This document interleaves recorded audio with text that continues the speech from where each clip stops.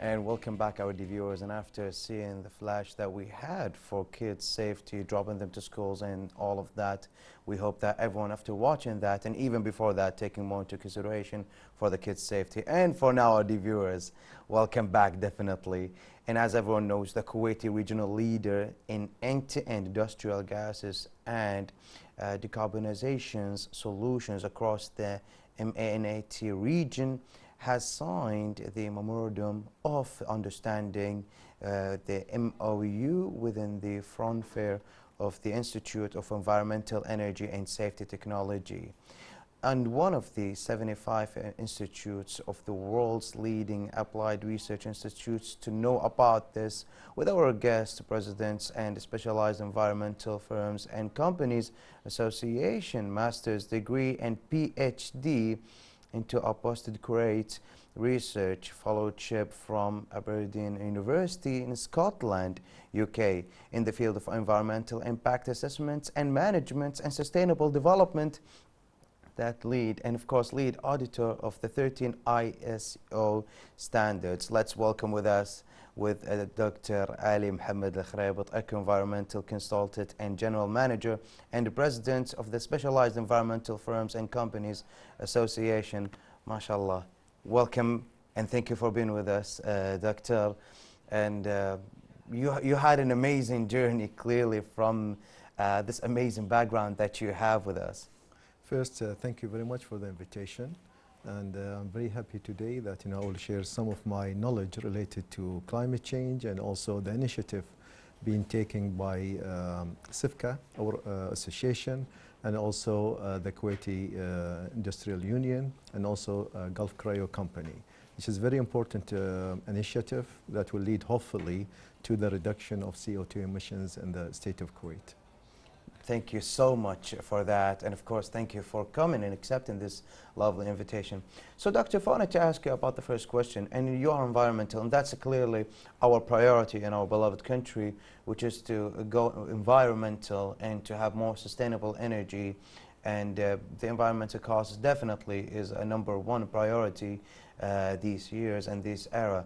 So learning from the past, as everyone knows, Japanese artificial perils that goes and the collapse pearling industry on the oil discovery saved Kuwait. Can you shed the light on this issue? Yes.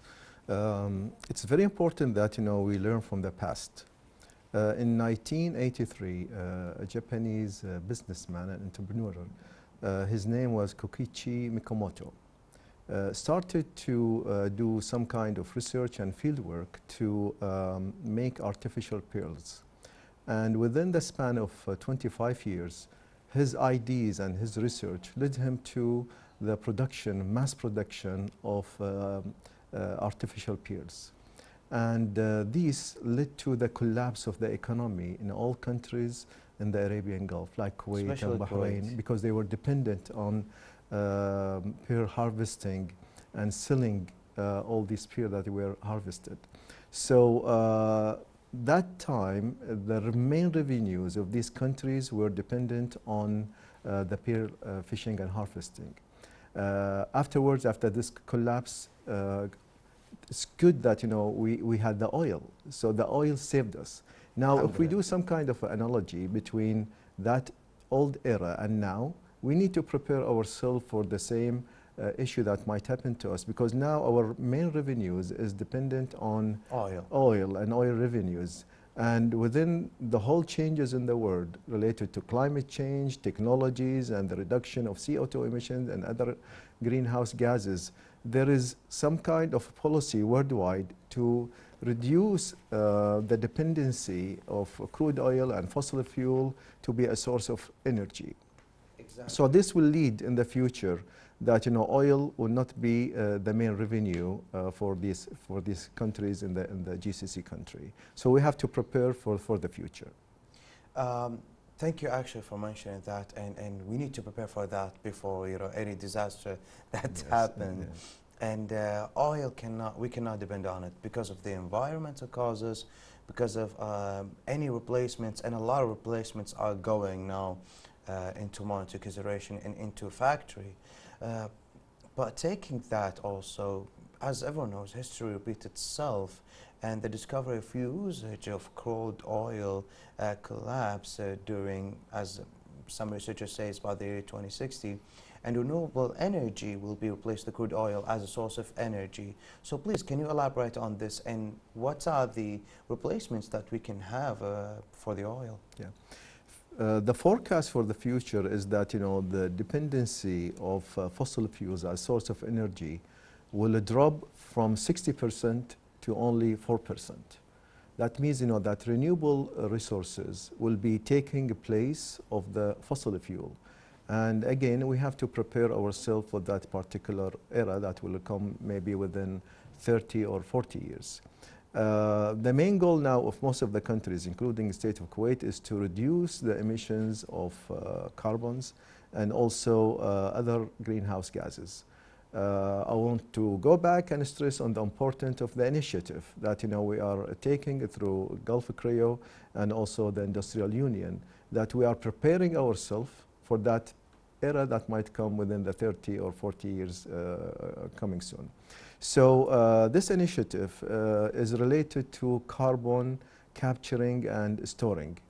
And this will reduce the amount of CO2 being emitted within the state of Kuwait, and it is taking, managed, and then it is pumped into deep layers of the earth.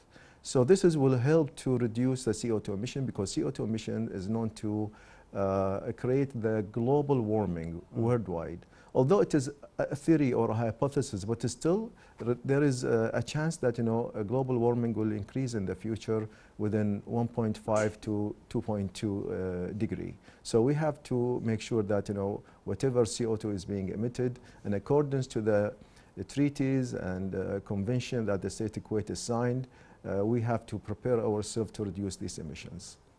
Do you think that the world is going more into the direction of decreasing the emission of the CO2? Yeah, worldwide, yeah. There is agreement, international agreement, to reduce the CO2 emission and greenhouse gases. And in the future, the dependency on renewable energy will also increase. They forecast that by 2040, there will be more than 15% increase in renewable resources like wind and solar. So one of the significant features of the renewable energy era is the decarbonizations, and includes capturing and storing that. Can you explain? Yeah. As I said, you know, it is a theory or hypothesis that, you know, CO2 emissions and other greenhouse gases might increase the temperature of the earth. However, there is another side, other researchers that indicate that, you know, climate change is a naturally occurring phenomena that is related to the Earth orbital changes. It has nothing to do mainly to the increase or the emissions of CO2 and other greenhouse gases. For example, for the last 1 million years, there were glaciers and interglaciers periods, which means that there is a shifting from cold to hot. And this is naturally occurring. At that time, there were no industries. There was no that much, like, you know, CO2 emissions from industries. It's only natural release from... So what causes the CO2? Yeah, like this is related because of the industry, and also the changes, because this is natural changes within the earth, because the earth is a dynamic system. It's not a stationary change. It is changing all the time. So during, for example, the last 14 years, there was increase in temperature, earth temperature, and this led to the flooding of the Indian Ocean water, and it entered the Arabian Gulf. At that time, 14,000 years ago, the Arabian Gulf was a dry river valley.